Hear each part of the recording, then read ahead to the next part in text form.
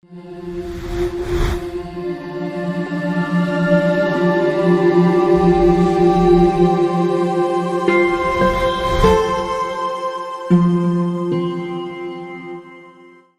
vai falar sobre exame radiológico, exame de imagem, exame radiográfico, cada um fala de uma forma e tudo é a mesma coisa. Então, os exames de raio-x ou radiografias fornecem imagem dos ossos e certos órgãos de tecidos. As radiografias são muito boas para detectar problemas ósseos. A radiografia é um exame rápido, fácil de ser realizado e mais barato do que os outros exames. Alguns exames de raio-x podem ser realizados usando contraste. Por exemplo, uma série de radiografia gastrointestinal inferior, geralmente chamada de enema opaco, são radiografias tiradas após o intestino ser preenchido com sulfato de bário. A urografia excretora usa em meio de contraste para examinar a estrutura e funcionamento do trato urinário, os ureteres, a bexiga, os rins. Então, existe cada exame desse tipo de imagem, ele tem um tempo de duração. Por exemplo, um raio-x demora entre 5 e 10 minutos para acontecer.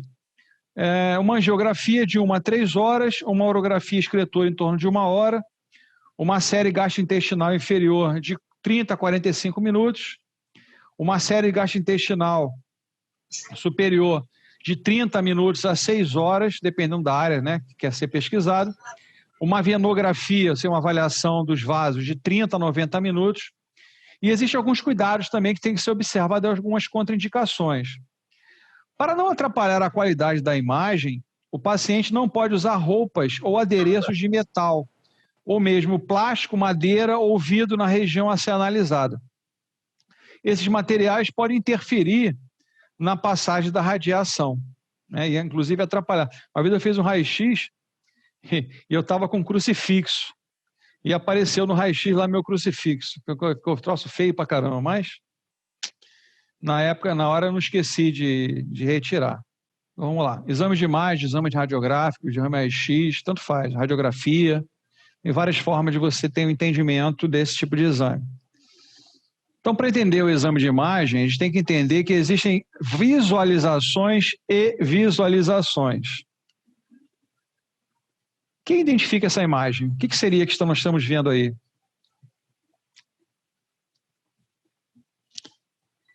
O que nós estamos vendo nessa imagem?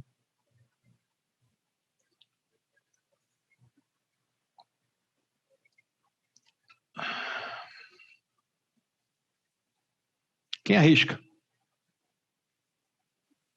Eu estou vendo o rosto de uma senhora. Só?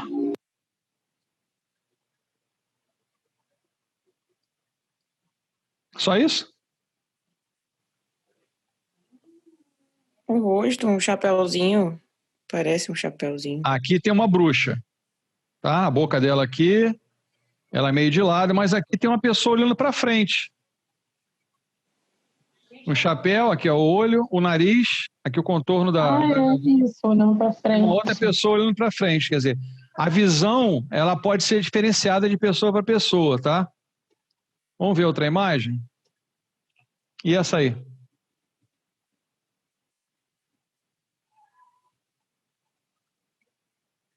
Essa está engraçada. O cara sentado, o cara empinando a bunda. O cara está sentado, mas a mulher está em pé e inclinada para frente, né? Mas pela posição, e os dois estavam usando o mesmo tipo de camisa, parece que é ele todo empinadinho ali, né? Mas não é, ele está sentado. É ela que está inclinada ali para frente. E essa aqui?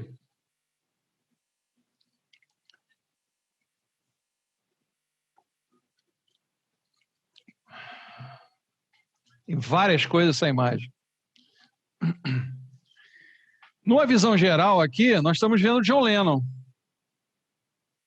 Mas tem uma pessoa tocando aqui no meio. Tem, não sei, talvez um padre, aqui um outro padre desse lado, né? Um anjo aqui com as asas desse lado. Aqui um padre fugindo, alguma coisa do tipo. Então, quando a gente visualiza uma imagem, a gente tem que ter noção do posicionamento dessa imagem. para a gente não chegar a uma conclusão errada. Por exemplo, isso aqui é uma imagem de Van Gogh, certo? E aqui é o Bart Simpson. As imagens... Bart não, Homer. O Homer, né? O Bart é outro, é o filho. Eu não sou muito de ver esse desenho, não gosto muito. Tudo bem, tranquilo. Mas a visualização aqui, eles estão fazendo praticamente a mesma, vamos dizer assim, o mesmo terror, né? Uma visão de terror. Isso aqui não existe, né? O osso com bíceps, né, aumentado, isso não existe. Mas, olha só, um raio-x, aqui tem um parafuso, tem um prego aqui, dobrado. Será que isso é possível?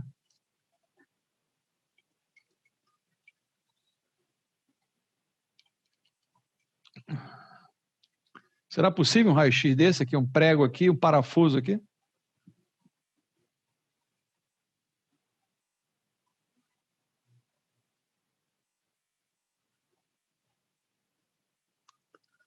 Só tem duas opções, ou sim ou não.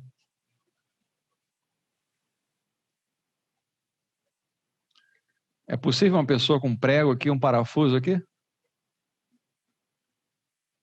É possível, tá?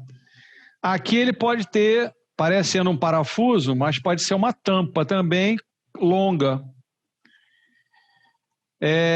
O prego pode ter sido engolido também, por que não? Aqui são os intestinos. Como é que isso entrou? Como é que isso passou? Aqui não precisa dizer como é que isso aqui entrou. Aqui provavelmente foi engolido.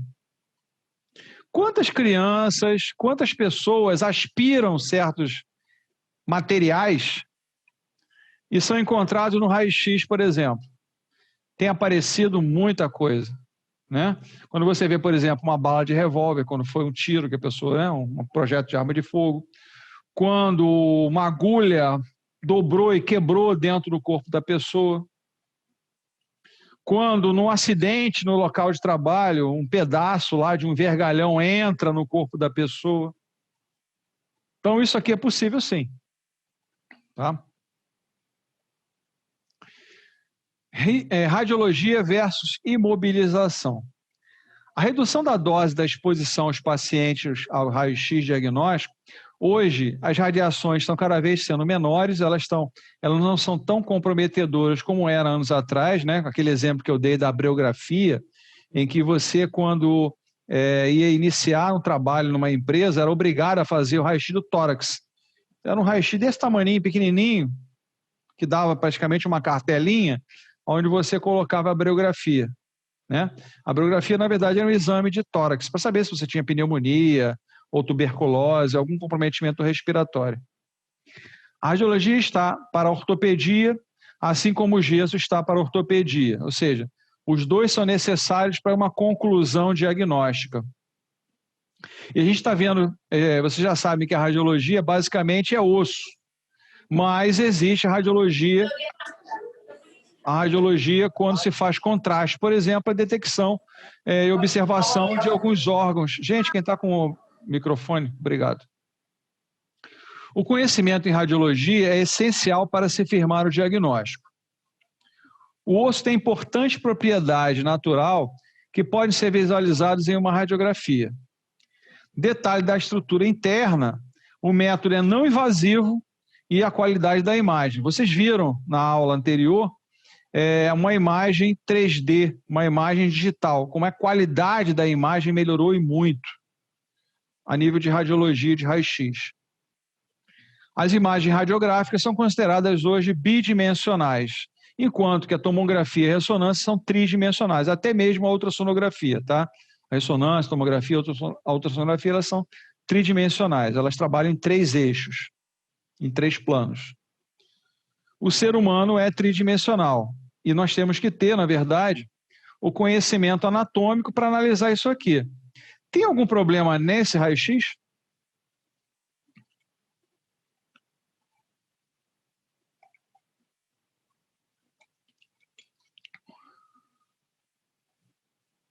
Alguém está vendo alguma coisa nesse raio-x? Eu não estou vendo não, quebrado. Bruno.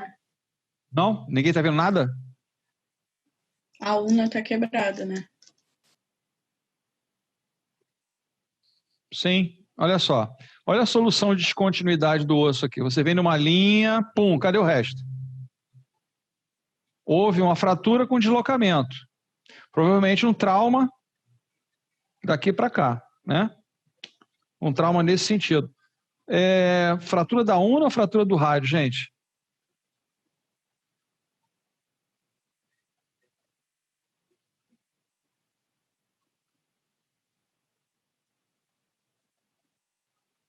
Ou no rádio?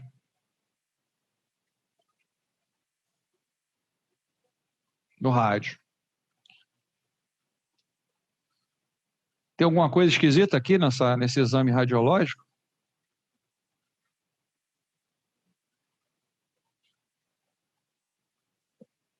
Que tipo de problema está sendo observado aqui?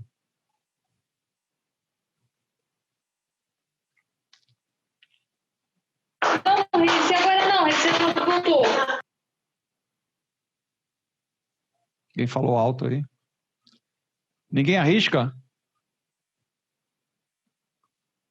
Tem fratura ou não aqui?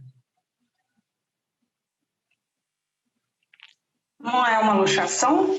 Perfeito, é uma luxação. Não tem fratura.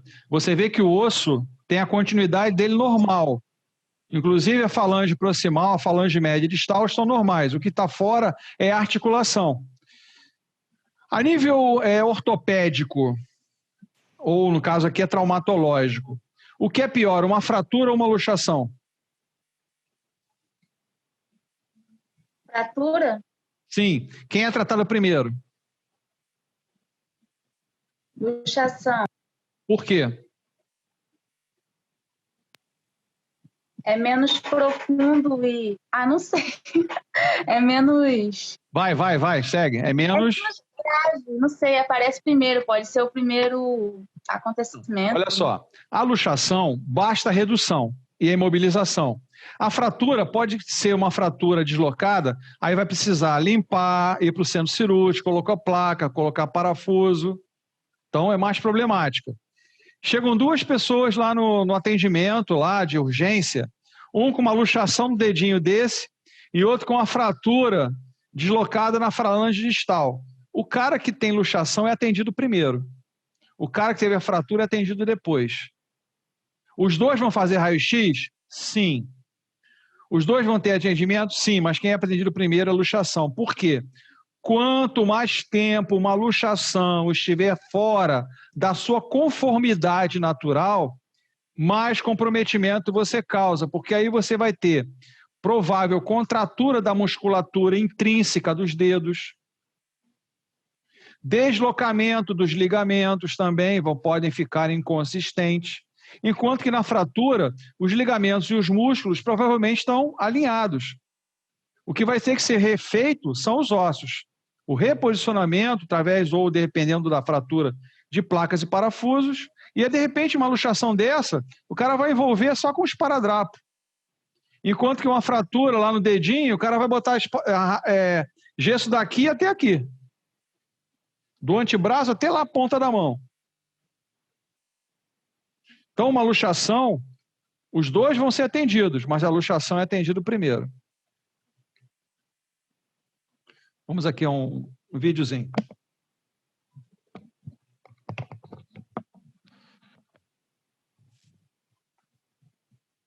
Falar sobre regra geral sobre as incidências radiológicas. Eu já passei, né, sobre a videoaula sobre radiológicos. Quem não assistiu, assista lá esta videoaula primeiro, né? Aí corre aqui para assistir sobre a regra geral de incidências radiológicas. Se você não é inscrito no canal, se inscreva, acione o sininho para quando eu postar vídeo novo você ser notificado, ok? Siga-me também no Instagram, Tec Rádios Estudos em Radiologia. Então vamos lá? Então, incidências. O que seria, então, incidência? É um termo que descreve a direção ou trajetória do feixe de raio-x, indicando a sua entrada e saída do mesmo, projetando a imagem no filme. Então, eu tenho duas classes de incidências. Incidências de rotina, que são as básicas, e incidências complementares, que são especiais. Essas incidências complementares... Incidência básica, aquela antero, posterior, lateral. Especiais são as em LED, 45 graus, 30 graus. Essas são especiais. Não vai ser abordado nessa videoaula, tá? Porque essa videoaula é mais para descrever o que significa incidência e a regra geral da incidência. Então, vai ser mais direcionado para incidências de rotina, aquelas incidências básicas, ok? Incidências complementares ficaria para um vídeo futuro aí, ok? Então, vamos lá. Então, relembrando aí o que seria incidência.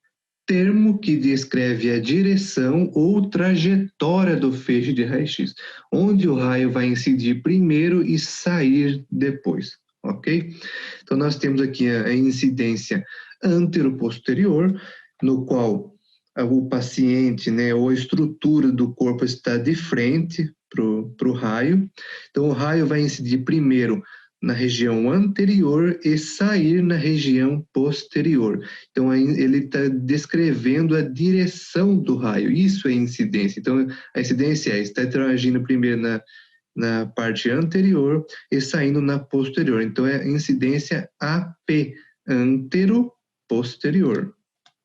Agora, se eu mudo a posição do paciente ou da estrutura, ela fica de costa para o raio. Então, a incidência agora vai mudar. A incidência será posterior, vai interagir primeiro na região posterior e sair na região anterior. Então, o nome é PA, incidência PA, póstero anterior. Agora, se eu coloquei o paciente ou a estrutura numa posição lateral, né, de perfil, agora o raio, a incidência mudou sua trajetória. Ela não vai entrar nem nas costas e nem na região anterior. Ela vai entrar na região lateral. Então, nós temos duas regiões lateral. Lateral direita e lateral esquerda. Então, seria uma incidência látero-lateral, seja direita ou esquerda. É látero-lateral. Isso é incidência. Então, a incidência descreve a direção, o trajeto que o raio vai fazer, onde ele vai tocar primeiro e sair depois. Ok? Então, existe uma regra geral para no mínimo duas incidências.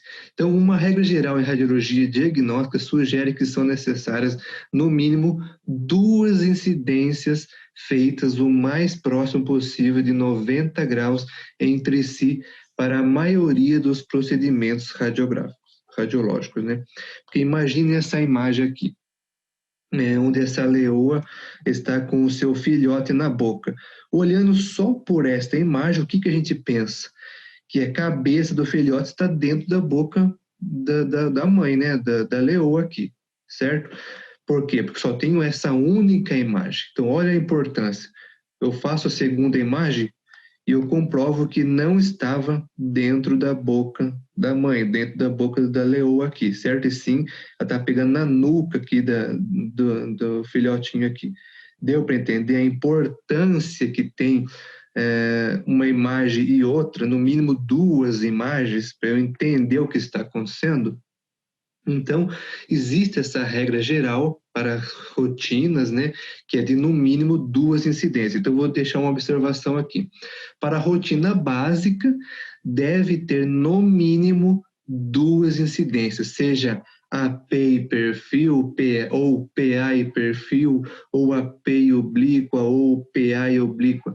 Tem que ter no mínimo duas. Não posso fazer só o AP, ou só o perfil, ou só o oblíqua, ou só o PA. Deu para entender? Então, essa regra geral é a seguinte: deve-se ter no mínimo duas incidências para cada estrutura do nosso corpo. Ok? Há 3 razões para esta regra geral de no mínimo duas incidências feitas com uma diferença de até 90 graus entre si. O que seria essa diferença de 90 graus entre si? Imagine que o AP está em 0 graus. Se eu viro o paciente em 90 graus, eu estou fazendo uma incidência lateral. Mas aí fala de até 90. Então, pode ser que eu faça uma angulação aí da estrutura em 45 graus. Quando rodo o paciente ou a estrutura em 45 graus, estou realizando uma incidência oblíqua, seja anterior ou posterior. Então, deve ter no mínimo de até 90 graus de diferença entre uma incidência para outra. Então, aqui, quais são essas 3 razões para a regra geral? Primeiro, problemas de sobreposição das estruturas, como a gente viu na imagem aí. Às vezes, numa imagem, eu vejo todos os ossos do nosso corpo, tudo sobreposto. Eu não consigo ver o que está atrás, como é que está a situação do osso que está atrás de um outro osso. Então, eu preciso realizar uma outra posição para tirar um osso de cima do outro, para visualizar melhor a anatomia. Então, resolvendo o problema de sobreposição de estruturas. Segunda razão, localização de lesões ou corpos estranhos.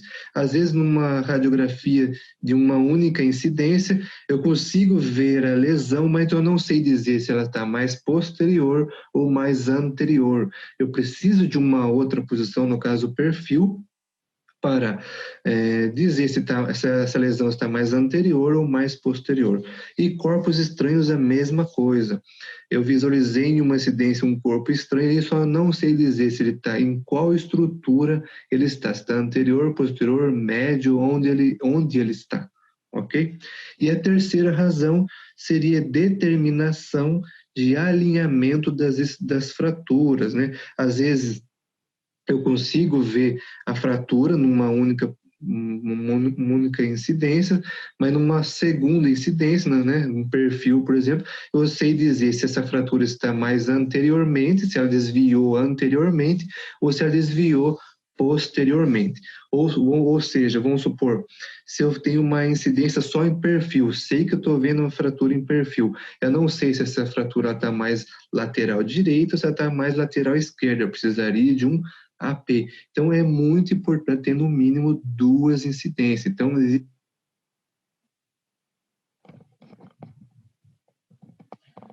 quando você olha exatamente o final que ele falou, quando você olha essa imagem, ou seja, você está vendo super inferior e aqui de perfil. Nessa posição você não vê a fratura, mas essa você vê. Então, por isso que o raio-x é feito pelo menos em 2 incidências, para você ter certeza se há problema ou não no local. Aqui você está vendo a fratura, aqui você não vê. Não dá para ver a fratura nessa posição aqui. Eu, por exemplo, eu tive uma fratura de costela, uma queda que eu tive, e numa incidência não aparecia. Quando chegou de perfil, o médico só olhou uma incidência, eu falei, mas você não está vendo a outra incidência tem uma fratura incompleta ali. Ah, é. Mesma coisa, meu irmão levou uma cabeçada jogando bola, fez uma fratura de orbicular, bem no centro aqui do orbicular. Como é um local específico, no Rio de Janeiro, na época, só tinha um local que fazia raio-x de face, era na Tijuca. Foram feitas 12 incidências diferentes, por ser um local especial, para localizar uma fratura que era milímetros. Só que aquela fratura por milímetros, se tem 1 milímetro para cima, ele tinha ofendido o nervo óptico dele. Ele poderia ter ficado cego da vista esquerda dele, por uma cabeçada jogando bola. Então, existem fraturas que necessitam, às vezes, muito mais incidência. O osso longo, nem tanto, né? Os ossos maiores, nem tanto. Mas a fratura é uma fratura de 2 milímetros aqui. Mesmo essa fratura de 2 milímetros, ele teve que ir para uma cirurgia, eles abriram aqui por baixo do lábio para chegar à região, para colocar 3 fios de platina. O fio de platina, ele é tão interessante que meu irmão às vezes liga, vai chover amanhã, tá maluco, não sei o quê, e chove. A platina, ela muda a temperatura conforme a mudança de temperatura ambiente. Ele sente direitinho no local. Troço meio doido. Professor. Oi. Você poderia me explicar esse de 90 graus, que eu não consegui compreender, que ele falou? Você vê que é toda incidência 90 graus. Se você gira aqui é 90, aqui é 90, né? Uma rotação completa não é 360? 360 não é 90, 90, 90, 90? Cada vez que você gira o cara é 90. Você está de frente. Sim, Aqui está a incidência, tá? Aqui está o corpo. Se você girar aqui é 90. 90, 90. Cada rodada que você dá é 90. Se você fizer um círculo, fizer uma cruz no meio no círculo, 90, 90, 90, 90. Cada vez que você gira é 90 graus. Ok? Sim, ok, obrigada. É só ir girando é 90 graus. Cada giro que você faz, você vê, ele está de frente ou está de costas. De frente para de costas é 180, não é? Ela fez uma rotação para chegar, ela estava de frente, ficou de costas, o AP e o PA. Se você fica de lado, seja de frente, por exemplo, a minha parede aqui, ou de frente lá para a minha janela, aqui é 90, e se eu estiver de frente é para lá 90. 90 graus. Tá bom? Tá bom, obrigada. Póstero anterior. Esta é uma incidência mais utilizada na radiografia simples do tórax.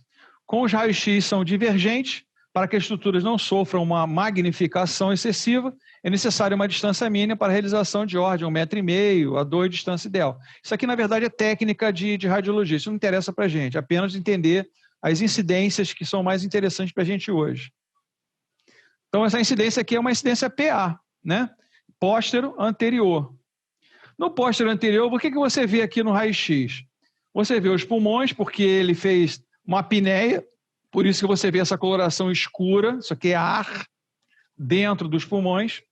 Vê o seu escostofrênico perfeitamente, vê as costelas, o coração. Eu sei que esse aqui é o lado esquerdo, porque por 95% das pessoas tem o ápice cardíaco para o lado esquerdo. Eu estou vendo as clavículas aqui, tem um pouquinho da coluna vertebral sendo visualizada. Aqui tem um pedaço da aorta sendo visualizada também, que é difícil você ver em raio-x vasos, principalmente de grande calibre. Provavelmente esse vaso aqui está calcificado, tá? Mas a incidência aqui é uma incidência PA, né? Póstero anterior. Antero-posterior é uma incidência realizada com a porção posterior do tórax, em contato com o filme, o feixe de raio-x entra anteriormente. O cara está de frente, né, para a incidência do raio. Contudo, com o coração encontra-se longe do filme, ele é magnificado, dificultando a análise do seu tamanho e também os segmentos pulmonares adjacentes medial ao lobo médio. O raio-x ele é muito mais importante para osso e menos para órgãos. Órgão mais é ressonância e tomografia. Não que não se faça uso também de tomografia e ressonância para osso. Também pode. Essa é uma incidência em AP. Você vê que até mesmo a própria luminosidade mostra se está bem alinhado ou não. Essa luz que é incidida na pessoa que vai receber a radiação é para mostrar se está bem localizado, está bem alinhado, não está torto. Que aí, novo raio-x tem que ser feito. Você vê que às vezes você vai no médico por um problema ortopédico, traumatológico, ou mesmo respiratório, que é muito comum, né? Raio-x de tórax. Não está bom esse raio-x, faz de novo. Tanto que às vezes o próprio radiologista que está lá dentro da sala, espera um pouquinho aí que eu vou ver se está bom. Se tiver bom, ele te libera. Se não tiver bom, ele faz de novo. Alguém já aconteceu isso alguma vez. Tenho certeza que sim. Perfil. A incidência em perfil deve ser sempre solicitada e realizada juntamente com a PA ou AP, tá? Tanto faz. Auxilia bastante na localização e caracterização de lesões. Rotineiramente se realiza o perfil esquerdo, ou seja, com o lado esquerdo em contato com o filme e com a entrada do feixe pela direita para não magnificar o coração. Aí você está vendo um perfil da região cervical. Está vendo? A luz incidida, mostrando se está exatamente na localização, no alinhamento, para a gente ter essa visão aqui de raio-x da região cervical. Tem alguma coisa nessa cervical?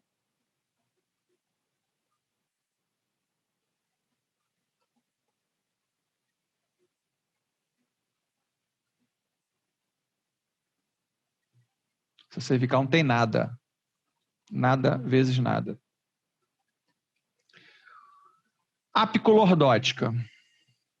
O feixe de raio-x entre anteriormente e as costas estão em contato com o filme.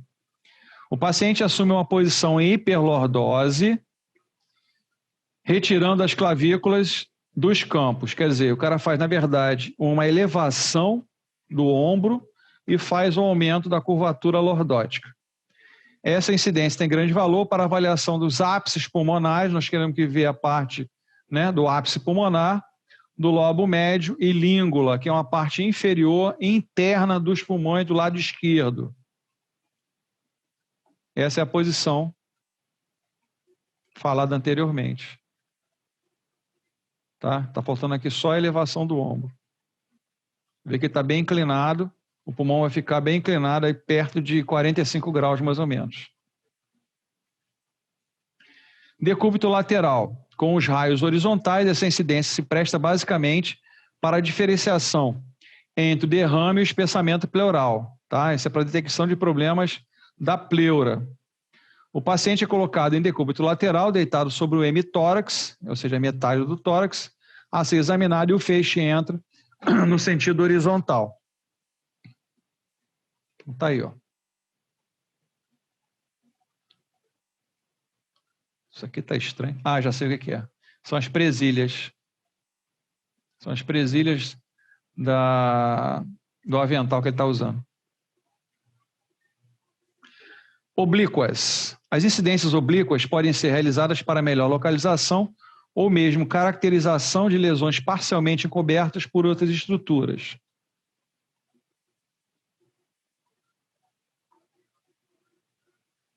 Você vê que a mão não está totalmente chapada sobre a placa, ela está um pouco elevada. Ela está assim, ó, e um pouquinho inclinada. Deixa eu ver se tem alguma coisa aqui.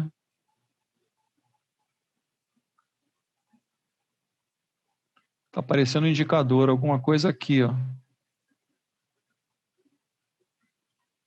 Inclinada. Pam, pam, pam, pam. Aparentemente só um pedacinho aqui, talvez uma fratura aqui por um trauma direto.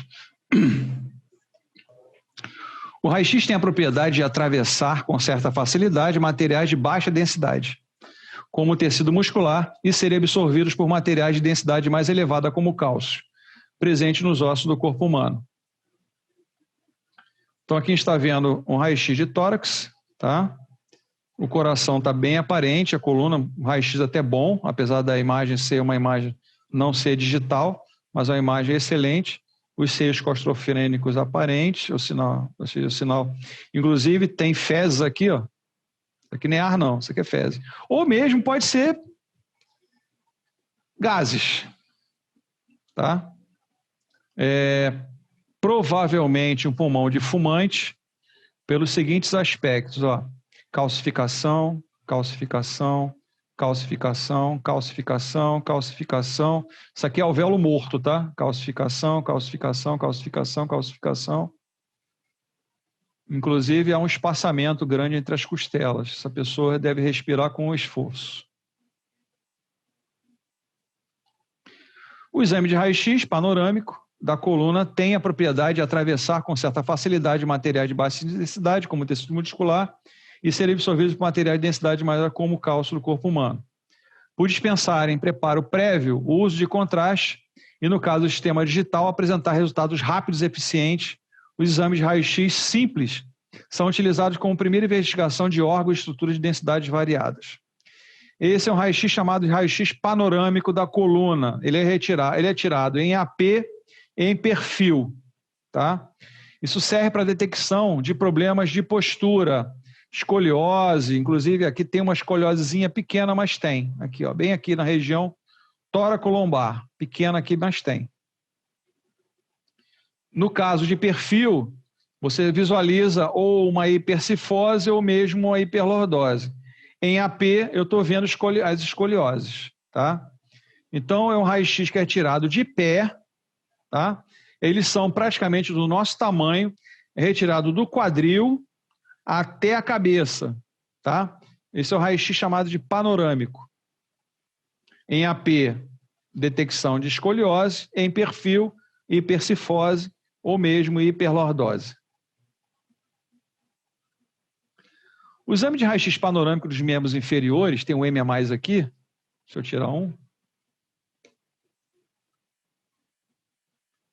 não fica MMM, o cara tem 3 pernas, né? Tem a propriedade de atravessar com certa facilidade materiais de baixa densidade, como nós sabemos que é o cálcio, nós temos os ossos do ser humano. Por dispensarem preparo prévio, o uso de contraste, no caso do sistema digital, apresenta resultados rápidos e eficientes, nós já sabemos disso também. Isso é um exame chamado de escanometria. A escanometria é tirada de pé para avaliar o alinhamento das cristas ilíacas, das linhas do joelho e das linhas do tornozelo. É uma pessoa idosa ou uma pessoa jovem? Escanometria, é o nome desse exame aí. Escanometria. Então, você traça linhas para saber se a pessoa tem um membro mais curto que o outro. Se tem uma perna, um membro inferior maior do que o outro. Pessoa jovem ou pessoa idosa?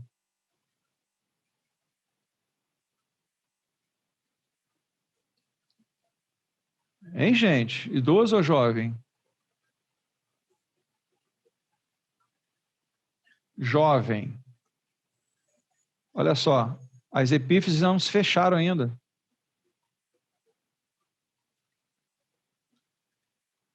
Mas, observando dessa forma, parece que o lado direito é maior que o lado esquerdo. A nível de tornozelo, a nível de joelho, o lado esquerdo parece ser maior que o lado direito. Talvez pelo posicionamento desse osso aqui. Ainda há possibilidade de melhora? Pode-se tentar, tá? Eu tive o caso uma vez de uma colega, uma amiga, que ela tinha uma perna mais curta que a outra. E com natação, ela estava em processo ainda de desenvolvimento, ela conseguiu igualar novamente um membro com relação ao outro, com natação.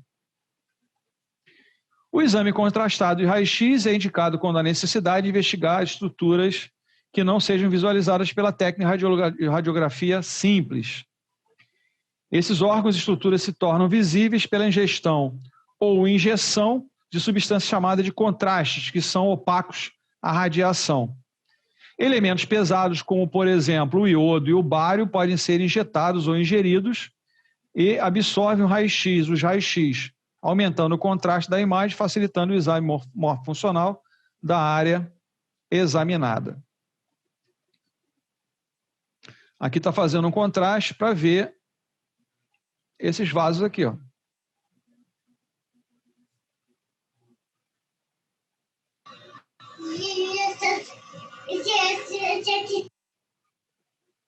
Isso aqui nós já vimos, vou passar esse aqui, esse também. Um outro exame de contraste para ver os nódulos mamários, né? E toda a parte circulatória, que no caso, inclusive, o sistema linfático. Esquisita a imagem, mas é assim mesmo. Novamente, o exame contrastado. Estou repetindo, isso aqui são... desculpa. Chama-se esterossalpingografia. Tá? A esterossalpingografia é um exame para detecção de problemas uterinos e tubas uterinas. Tá? Olha aqui o contraste mostrando o útero e a tuba uterina, chegando até o ovário. O outro exame é a uretrocistografia retrógrada. Também é um exame contrastado para ver bexiga urinária, próstata, regiões de uretra, né, região do pênis. O contraste pegando toda a parte uretral, toda a parte urinária e genital masculino, né? Novamente, a ver o outro exame contrastado, a uretrocistografia miccional. Aqui é para detecção do sistema urinário. Olha só que legal. Pegando os 2 rins, os ureteres e a bexiga urinária. Aqui está vendo só a bexiga urinária e a uretra. Aqui está vendo os ureteres, um pouquinho dos rins e a bexiga urinária. É anatomia pura, não? Contraste de esôfago. O esôfago é um órgão muscular que funciona de forma peristáltica quando você engole o alimento. O alimento, no trajeto da boca até chegar ao estômago, leva, em média, de 5 a 8 segundos, tá? A contração peristáltica empurra o alimento até chegar ao estômago. Dá para se fazer o contraste para observar o esôfago. Para ver se tem alguma alteração muscular, algum tumor.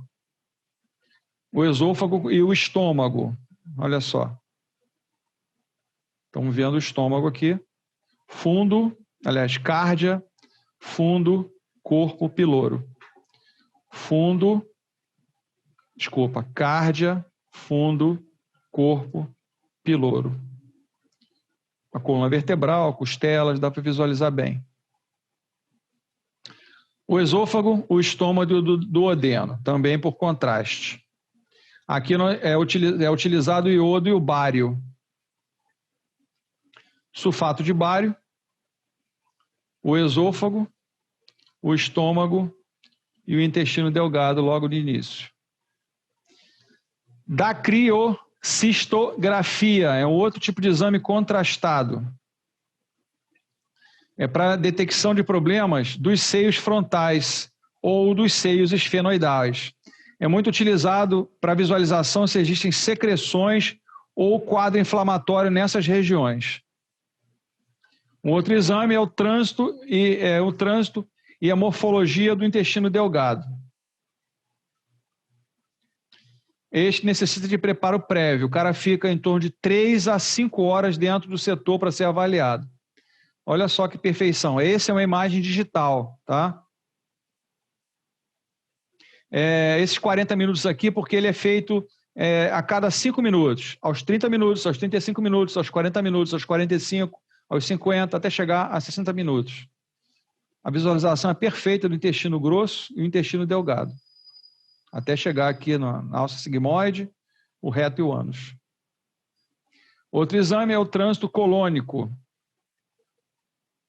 Vai trabalhar no intestino, no colo, nos colos, para ver se tem algum tipo de obstipação crônica, ou se tem uma bactéria, às vezes está ocasionando isso, e às vezes não tem nenhum tipo de constipação. Esse é visto de uma forma diferente, né? Ele marca alguns locais que possam estar tamponados, tá? O que pode estar causando isso aqui? Excesso de glúten. O glúten, fala-se muito, tem glúten, não tem glúten, mas ninguém fala o porquê. O glúten tem uma dificuldade muito grande no organismo em digerir glúten. E às vezes a quantidade que se come de glúten é tão alta que ele começa a tamponar as microvelocidades dos intestinos, causando comprometimentos e dificuldade na digestão, inclusive. Bom, nosso exame de raio-x ele é visualizado através do negatoscópio, tá? Existem vários tipos, grandes, pequenos, duplos. Na verdade, é uma caixa que tem um acrílico aqui na frente, opaco, né? Leitoso, e lâmpadas aqui atrás, que você é ligado e você acopla aqui embaixo o raio-x e observa a imagem. Esse é um detalhe importantíssimo para vocês, tá? Essas cores, né, que nós observamos no raio-x, e o que significa cada uma delas? É o que a gente chama de radiodensidade. O ar é na cor preta, por isso que você vê aquela forma escurecida nos pulmões. A pessoa prende a respiração e aquela cor preta é ar. Gordura é um cinza escuro. Água é cinza claro. E o osso é na cor branca. Então, gravem isso, né, na vida de vocês.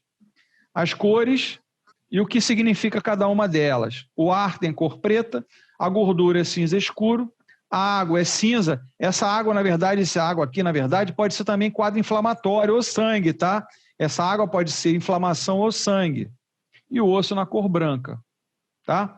Gravou isso aqui, você consegue identificar o que significa dentro do raio-x cada coisinha dessa aqui. Oi, quem me chamou? Não chamou, abriu o microfone. O osso tem a cor branca, é o elemento mais radiodenso do corpo humano. Os metais branco sólido, é o elemento radiodenso que o osso. Então, você está vendo aqui uma prótese, inclusive uma prótese de falência. Aqui, ó, soltou a prótese. A prótese soltou. Quebrou aqui, ou rompeu, o cara deve ter feito algum esforço excessivo. Isso aqui é uma artroplastia total do quadril. Tem parafusos aqui, a cabeça do fêmur foi fixada lá, na verdade o acetábulo metálico foi fixado lá no acetábulo ósseo. Aqui uma prótese de Shanley, que ela é essa forma curva, e ela é impactada dentro do canal da medula do fêmur. Substâncias capazes de melhorar a definição das imagens obtidas em exame de raio-x. Estudo de partes moles, no caso aqui, tem um catéter aqui, na verdade, estão observando a veia renal, inclusive, e os seus ramos aqui. E a observação positiva ou negativa desse exame se existe algum comprometimento. Por exemplo, é muito comum um meio de contraste... Gente, quem está com o microfone aberto, poderia fechar, por favor? Então, essa visão aqui de um vaso, um fumante, por exemplo, você veria, dependendo da quantidade de tabaco que a pessoa faz uso, uns pequenos nódulozinhos vai entupindo o vaso por dentro. Aí um cateterismo, às vezes, é até indicado. Olha só que espetáculo. Uma visão de contraste dos vasos cerebrais, inclusive... a artéria vertebral visualizada aqui perfeitamente, não é vertebral não, desculpe, está na visão anterior. Aqui é a carótida comum interna, aqui é a visão de um rim, né, com todas as ramificações, né, nefróticas dentro do rim. No caso aqui o ureter está bem pouco visível, mas uma veia renal aqui bem visível. Vamos fazer uma brincadeira agora. Quiz radiológico. Vou fazer uma brincadeirinha hoje.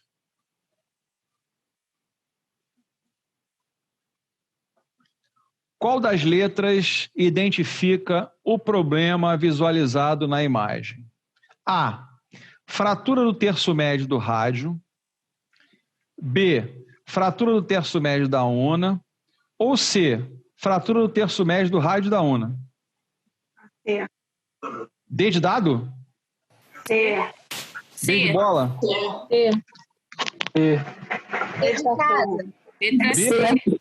Letra C, gente. Os dois ossos estão fraturados. Todos do terço médio. Fratura do terço médio do rádio e una. Ó, rádio e una. Os dois estão fraturados. Letra C. Uma outra. Na visualização da imagem, nós temos a fratura do terço médio do úmero, a fratura do terço distal do úmero ou a fratura do terço distal do fêmur. B de bola. Dá para visualizar que é um úmero, certo? Não é um fêmur. Beleza, letra B. Mas não é um fêmur, tá? Apesar de ter uma cabeça redonda, não é o fêmur, porque eu tenho aqui rádio e una aqui, certo? Até o formato aqui em chave de boca, tá? E aqui eu tenho também o quê? Um pedacinho do acrômio aqui em cima. Ok? Letra B. Vamos a outra. Eu quero saber por que o Letra A, fratura em livro aberto. B, disfunção do quadril. C, fratura dupla do pubis. Pubis atrás. Qual é a letra? Letra C. Letra A. Essa fratura chama-se fratura open book.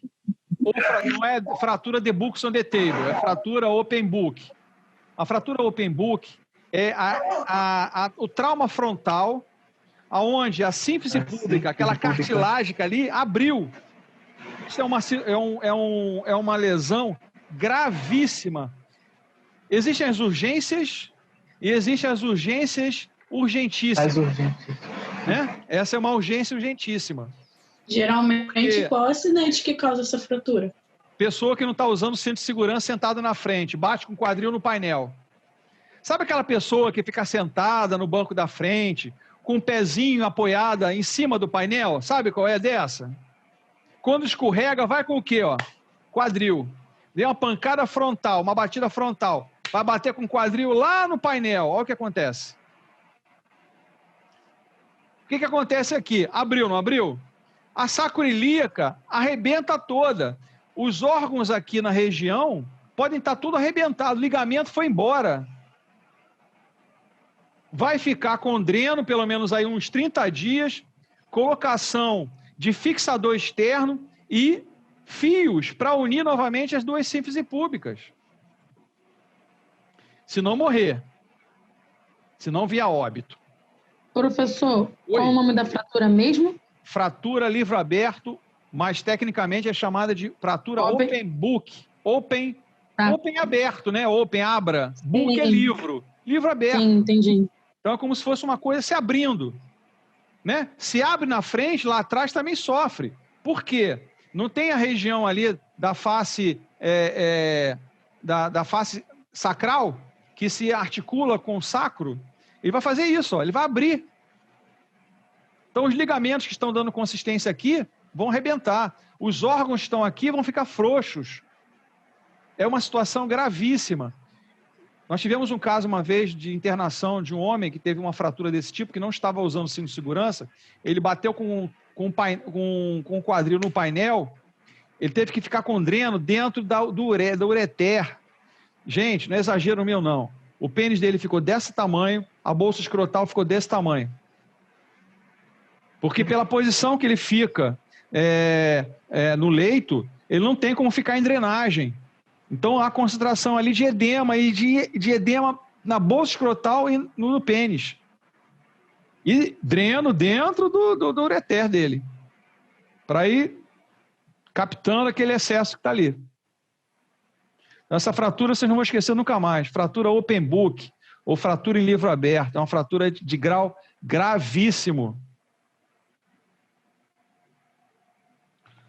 Letra A, fratura do maléolo fibular. B, fratura luxação do tornozelo. C, fratura do maléolo tibial.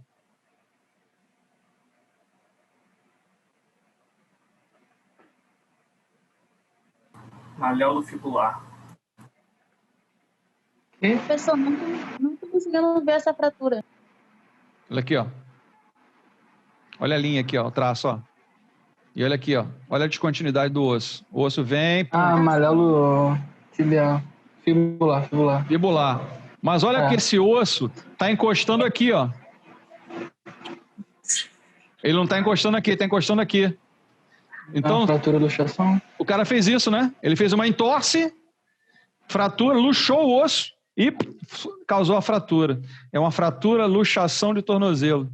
Você vê que se ele tivesse alinhadinho aqui, ele está encostando ali no maléolo da fíbula.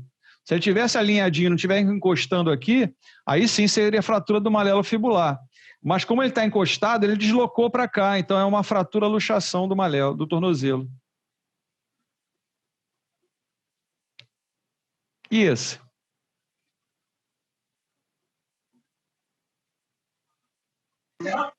Luxação do cotovelo. Luxação do cotovelo, com certeza. Você vê que ali o capítulo onde há o encaixe da incisura da una saiu, né? Soltou. Sabe como acontece isso? Queda com a mão espalmada da mesma altura, que a pessoa cai com a mão espalmada assim, ó. Cai com a mão espalmada, pode acontecer isso. Isso aqui é uma luxação. A luxação tem que fazer a redução, nós já falamos isso hoje. Reduz-se a luxação, faz-se a imobilização, lógico, anti-inflamatório, analgésico e casa. And now. Luxação do rádio, luxação da una, fratura do rádio.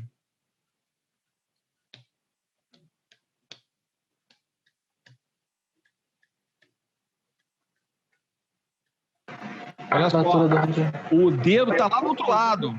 O dedo está lá do outro lado. Olha só como é que tem uma... Não. Olha só a sombra aqui, ó. Aqui é a lateral da mão, tá? Você vê que a estrutura muscular, ela é fácil de passar. O dedo está lá do outro lado. Ele está por trás. Você vê que tem uma sombra e o dedo está do outro lado.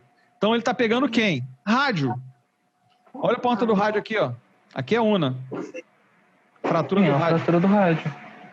Ok? Isso. Você vê como é que a incidência é importante? Nós estamos vendo uma incidência aqui de perfil, não é? Essa incidência nós vimos hoje. É uma incidência de perfil. O fato da... O teria que ter uma anteropostura Exato. Da una. Tá também? É, mas não é uma luxação, porque o osso está alinhado aqui. Aqui tem um alinhamento. Você pode estar assim, ó. Entendi. Tá? Aí teria que ter uma outra incidência, de repente, em AP ou PA, para a gente ter uma visualização melhor dessa fratura, né? Em AP seria até melhor. Mas a gente está vendo de perfil aqui. E essa? Entendi. Nossa senhora, fratura de fíbula. Só?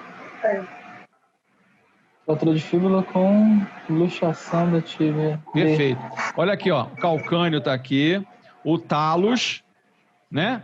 Foi a mesma coisa. É uma fratura com a luxação. Nossa, isso deve ter doído. O pé rodou, né? O pé rodou. Você vê que é um pé em eversão. É mais difícil acontecer. Em eversão. Tá? Ele deslocou e a tíbia sofreu uma luxação. Eu já vi uma vez um caso desse, parecido com esse aqui, que a tíbia luxou de uma forma que ela ficou do lado de cá, encostando no chão. Tiveram que tirar, era um jogador de vôlei, tiveram que cortar o tênis dele porque o tênis não saía. O volume ficou tão grande, o inchaço foi tão rápido, que o pé dele não saiu do tênis. Tiveram que cortar o tênis para tirar o pé do cara dentro. Não tem na segunda e não tem na terceira. E essa?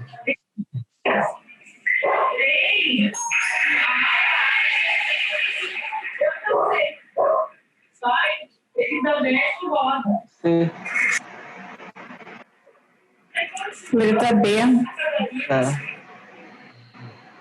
É C, né? Olha só, primeira coisa, ó, é criança, ó. É uma criança. Eu poderia até considerar uma fratura em galho verde. O que é uma fratura em galho verde? Aquela que racha, mas não quebra totalmente. Você vê que ele está quebrado, mas ele está dobrado. Colocação do gesso, rapidamente fica legal.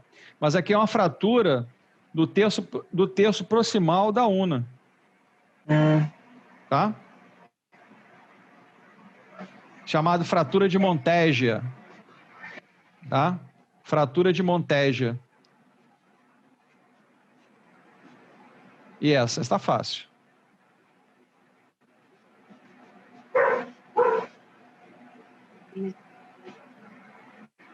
Letra C. C, exatamente. Aqui está o polegar aqui é o rádio, aqui é a una, fratura bem aqui. Essa é chamada fratura de Galeazzi. Você vê que a fratura de Montégia, ele pega no terço proximal e esse aqui pega no terço distal. São dois tipos de fratura que acometem o rádio, só que a fratura de Montégia é no terço proximal, é no terço distal. E a fratura de Galeazzi, desculpe, é no terço proximal e Galeazzi é no terço distal.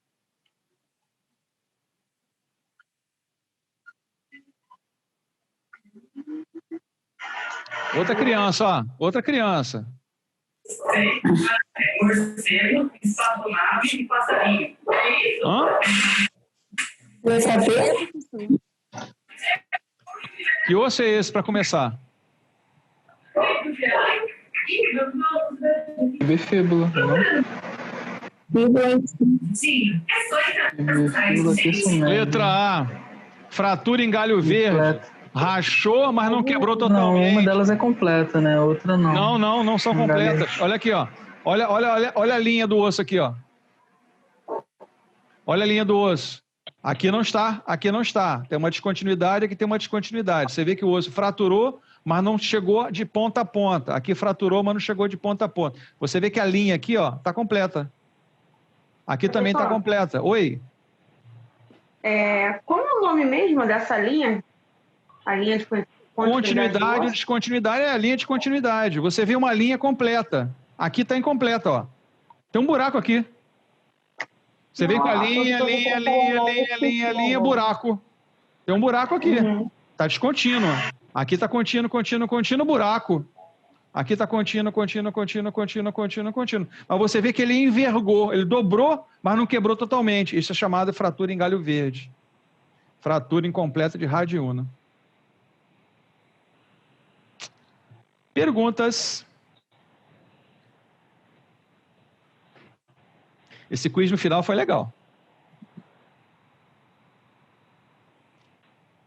Perguntas? Podia fazer esse quiz em todas as aulas. Eu vou tentar.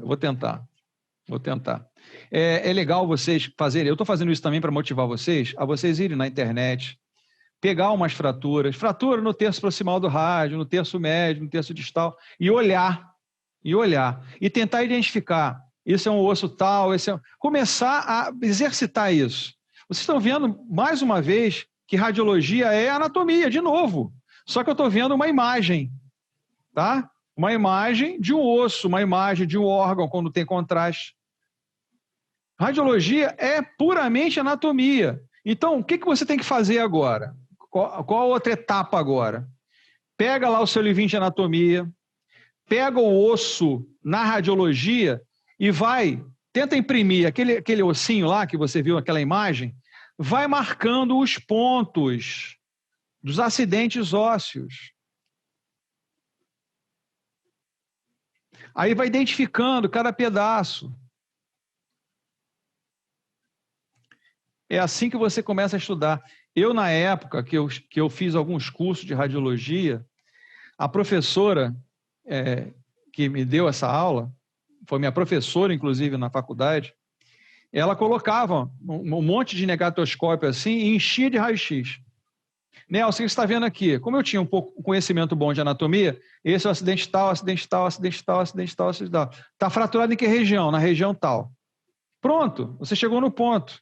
Então, pega lá o livro de anatomia, pega uma imagem, se que puder imprimir, ótimo. Tem gente que consegue escrever no computador mesmo, né? Copia, cola no PowerPoint, bota umas setinhas lá, começa a colocar os acidentes para estudar. Ao mesmo tempo que você está estudando radiologia, você está estudando anatomia de novo, a parte óssea. Está dando outra revisada lá atrás da disciplina. Uma coisa que eu queria falar para vocês. Me fizeram algumas perguntas sobre cursos durante o processo de aprendizado. Aí vem a pergunta: eu posso fazer uso dessas técnicas após eu me formar? Depende. Se for um curso que ao final existe uma pós-graduação desse curso, esse curso que eu estou fazendo hoje só me serve como informação e vai me auxiliar somente no estágio. Após a minha formação, eu não posso fazer uso dessa técnica, tá? Não posso. Agora, fiz a técnica como uma forma de aprendizado para me usar no estágio e no final, quando me formei, fui fazer uma pós-graduação naquele curso. Pode? Aí você pode, porque você fez a pós-graduação depois. Exemplos: osteopatia, quiropraxia, acupuntura. Vocês vão ter acupuntura de uma forma simples lá no 10º período comigo. Tem a disciplina terapias complementares e tem acupuntura como referência. Podem usar acupuntura? Sim, quando se formarem e fizerem a pós-graduação em medicina chinesa. Pode. Mas eu estou no 9º período, resolvi puxar a matéria no 10º período, que é a acupuntura. Posso usar acupuntura? Não. Posso usar o dry needling? Dry needling não é acupuntura. Dry needling trabalha com ponto trigger point. A acupuntura trabalha com energia do corpo, meridianos. São duas coisas totalmente diferentes. Então, cursos que vocês venham a fazer, se esse curso tem ao final lá uma pós-graduação, após a formação, esse curso você não pode pegar ele que você aprendeu hoje, depois de formado, e usar essa técnica. Não pode. E não deve, porque isso não vai valer no seu diploma. E, se alguém te denunciar, tu toma um processo ético. Todo mundo entendeu isso?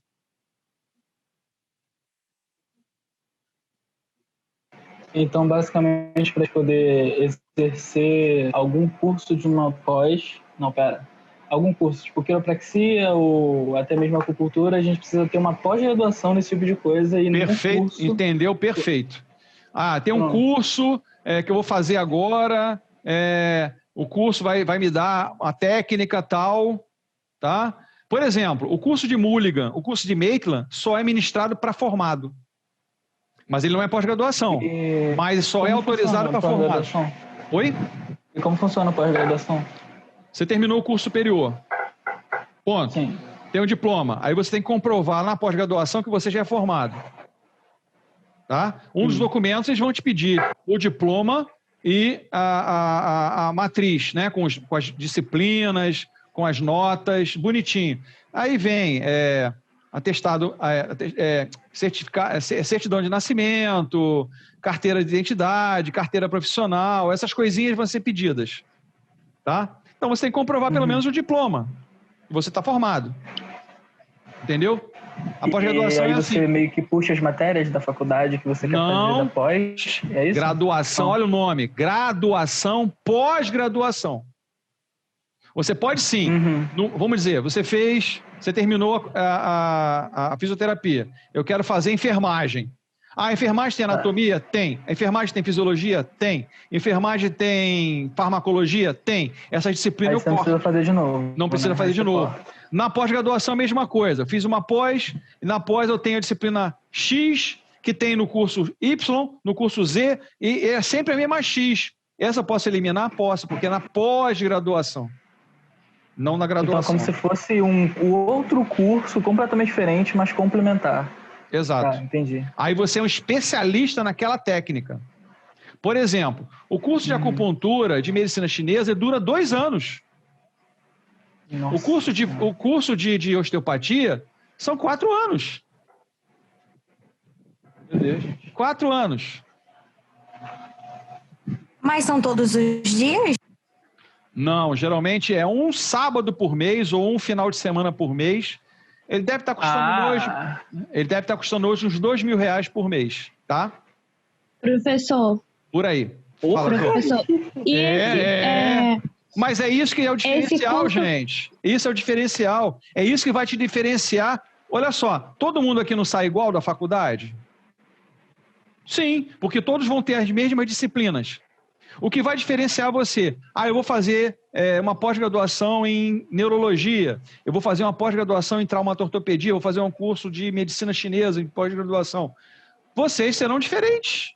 Aí é que começa a diferença. Outro vai fazer mestrado, outro vai fazer doutorado. Aí começam as diferenças.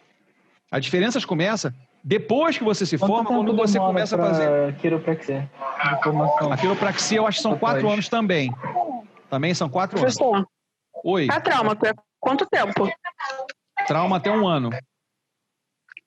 1 ano? 1 ano. Interessante. E Quiro? 1 ano. No máximo 1 ano e meio. Quem me chamou? Eu, Fernanda. Fala, Fernanda. Deixa eu te perguntar, para trabalhar com ATM, que no caso é DTM, né? É curso ou pós? Porque eu vi eu tenho... Existem cursos e existem pós. Existe a pós-disfunção temporomandibular e existem cursos específicos. Por exemplo, eu já fiz uns 6 cursos de DTM, já fiz. Fui a São Paulo 2 vezes. Eu fui a São Paulo 2 vezes fazer curso, mas eu não tenho pós-graduação. Tá? Eu posso usar Eu posso usar algumas técnicas. Por quê? O que é a disfunção da DTM? É uma disfunção músculo-articular. O fisioterapeuta trabalha com o quê? Disfunção músculo-articular. Entendi. Certo? Mas não impede. Eu sou um especialista em disfunção temporomandibular. Ótimo. Pode? Pode. Por exemplo, eu tenho especialização na educação física e preparação física. Nunca atuei. Eu tenho especialidade na fisioterapia em ergonomia, que eu estou terminando, em geriatria e em marketing digital. E medicina chinesa. Eu tenho 5 pós-graduações. Eu tenho 5 especialidades e 2 mestrados. Um eu só considero, o outro eu não considero. Isso são diferenciais. Isso diferencia. Isso vai diferenciar onde? Você vai fazer um concurso público. 3 pessoas entraram. Um tem doutorado, o outro tem mestrado e o outro tem uma especialização. Os 3 empataram na nota. Quem ganha? Quem tem doutorado. Porque a graduação dele é mais alta. A pontuação dele é mais alta. Se tiver 3 vagas, os 3 entram. 3 vagas, os 3 entram. As 3 maiores notas, os 3 vão entrar. Mas quem vai ganhar mais? O cara com doutorado. Quem vai ganhar no meio? O cara com mestrado. Não. Quem vai ganhar menos? A pós-graduação, o especialista. Fala. Não. Em qual a utilidade de você fazer um curso por hora se para você usar realmente a técnica você é obrigado a ter a pós-graduação? No mínimo? Aprendizado, cara. Aprendizado, ponto. Aprendizado, ponto. Aprendizado. Porque depois que você se forma, você não vai poder usar. Você vai ter que fazer a pós. Por exemplo, o dry needling, que é uma técnica de agulhamento a seco, que eu fiz esse curso, ele não tem nada a ver com acupuntura, é um pouco diferente, porque na acupuntura eu tenho traçados de meridiano no meu corpo.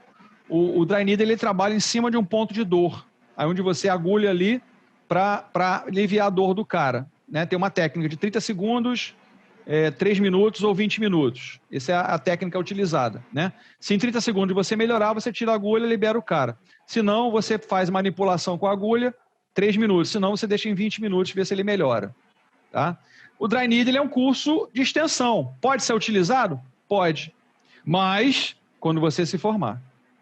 Mas se no estágio eu tenho um supervisor que está me orientando, me está dando apoio, eu posso usar. Porque ele está junto comigo. Depois de formado, aí é contigo. Entendeu a diferença? Você pode aprender os cursos, mas você só vai poder usar com supervisão. Se tiver um professor, um preceptor que está contigo, aí você pode usar, perfeito. Mas você não pode usar sozinho. Entendeu? E você também não pode usar para trabalhar, né? Sem estar formado, não. No caso, só pode usar... Sem estar formado, não. Mas, por exemplo, a Dry Needle é um curso de extensão, ele não é um curso de pós-graduação. Pode ser que alguém futuramente crie, aí o bicho muda. Aí vai mudar. Entendeu? Então, quando tem um curso que você venha fazer, se tem uma pós-graduação desse curso, você vai ganhar conhecimento em seu currículo, mas você não vai poder usar ele depois de formado se você não tem a especialização desse curso, se ele houver uma pós-graduação. Isso tem que ter muito cuidado, porque essas coisas geram problemas éticos, e o problema ético, a primeira vez você vai puxar a orelha, tá? Vai ser chamado a atenção. Na segunda atenção, o bombeiro passou aqui agora. Você vai ser chamado a atenção. Na segunda, você vai receber uma por escrito. Na terceira vez, se você cometer de novo, vão pegar a sua carteirinha, que parece um passaporte, vão anotar na sua carteira. Na quarta vez, você pode até perder o diploma. Tá? Professor. Oi, Jô. Professor. Só já tinha o Evelyn. A Jô está esperando um tempão. Depois você. Vai, Jô. Tá. Para um concurso público, esses cursos, antes de formar, eles são validados ou não? Não conta para um concurso? Sem validade nenhuma. Nenhuma. Ele só tem validade quando você, após a formação. Aí você começa a contar. Os cursos que você faz durante o período para conhecimento, tudo bem. Mas durante o período graduação, eles não têm validade e você não pode colocar no seu currículo, tá? Você até bota como informação, mas você não vai poder usar. Tá? Você não pode usar. Você pode usar sim, com o professor, com o preceptor, te dando orientação e junto contigo. Sozinho não, cuidado. Tá bom. Evelyn, por favor. Professor, deixa eu te fazer uma pergunta. Você acha que seria uma pós-válida para a gente? Psicomotricidade seria uma boa opção? Você gosta do desenvolvimento motor da criança? Sim. Então faça. Eu, Nelson, perguntasse para mim, o que você faria hoje? O que eu faria hoje? Geriatria. A população brasileira está envelhecendo. E o que o geriatra faz? Ele trata problema articular, problema respiratório, problema cardiológico, reumatológico, tudo. A população brasileira está envelhecendo. Vai ter muita gente com problema. E o fisioterapeuta geriátrico vai estar na frente. Quem me chamou foi Kelly? Não, eu só concordo. Tá velho do que criança. Inclusive, vão me tratar, porque eu já estou beirando os 60 já, gente. Daqui a pouco eu que vou ser tratado. Ué, mas não é o caminho natural? Chega uma hora que eu não consigo me tratar, eu tenho que ter alguém me tratar, não é verdade? É um caminho natural, o que eu vou fazer? A gente sabe que um dia a gente nasce e um dia a gente vai morrer, é a única coisa que a gente sabe. Um dia você nasceu, um dia você vai morrer, é a única certeza que a gente tem. O resto não tem certeza nenhuma. Oi, Fernanda, pode falar. Os novinhos estão com mais problema do que os velhinhos, hein? Porque estão fazendo coisas erradas, tá? Estão fazendo muita coisa errada. Estão bebendo demais, estão se exercitando em excesso. Gente, olha, o meu canal, todo dia, vou até olhar aqui, todo dia, repito, todo dia, tem tido em média 30 perguntas. Deixa eu ver se tem alguma aqui. Ó. Já tem, ó, 1, 2, 3, 4, 5, 6, 7, 8, 9, 10, 11, 12, 13, 14, não é brincadeira não, 15, 16 perguntas. Isso porque na hora do almoço eu respondi umas 10, tá? Olha só, perguntas sobre... Tem umas perguntinhas que de vez em quando eu vou te contar. Eu entender. Tendinite tem cura? O que você responde? Uma pergunta aqui de uma pessoa aqui. Tendinite tem cura? Tem, se tratado adequadamente. Tratamento, né? Tudo adequadamente tem cura. Como faço com 2 S's para entrar sem o A em contato? Quer entrar em contato comigo? Estou sentindo... Pô, até o nome do cara é Arthur, hein? Cuidado, hein, Arthur? E um Arthur igual a você, com TH e tudo, cara. Estou sentindo essa dor entre os glúteos. Isso acontece quando eu fico muito tempo sentado. Quer dizer, uma dor... Como é que é o nome disso? Coxalgia. Não tem nada a ver com síndrome piriforme, é coxalgia. Dedo em gatilho. Eu tive isso numa gestação, tenho 23 anos e estou tendo no pós-parto.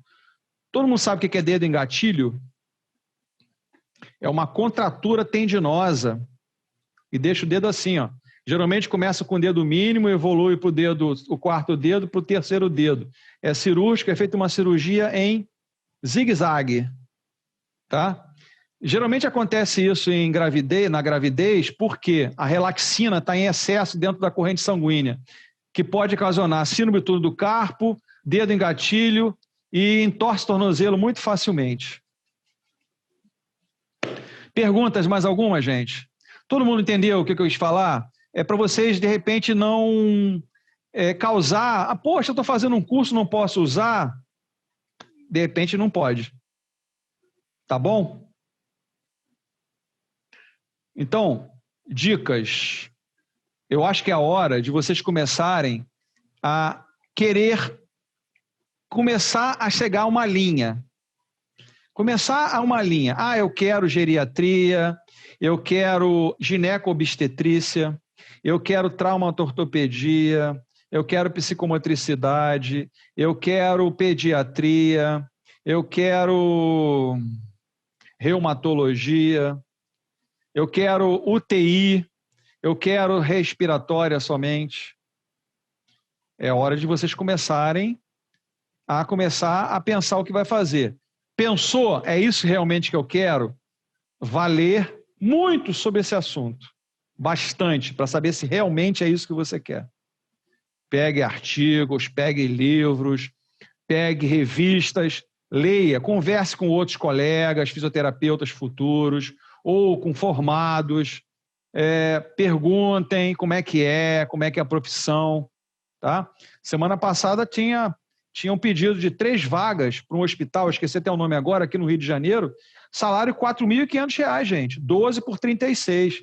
Salário bom. R$ 4.500. 3 vagas.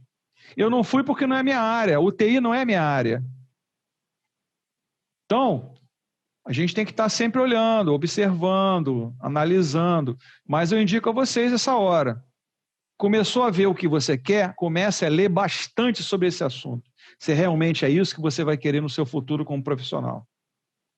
Ok? Mais alguma dúvida, alguma pergunta?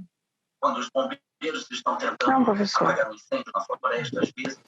Então, gente, já está liberado lá no portal o trabalho, o quarto trabalho de vocês, o material de hoje, e eu mando também lá para o grupo de vocês do Zap, tá bom? Quando acabar aqui a aula da gente, eu mando para as 2 disciplinas, tanto para fisioterapia do trabalho como interpretação de imagem.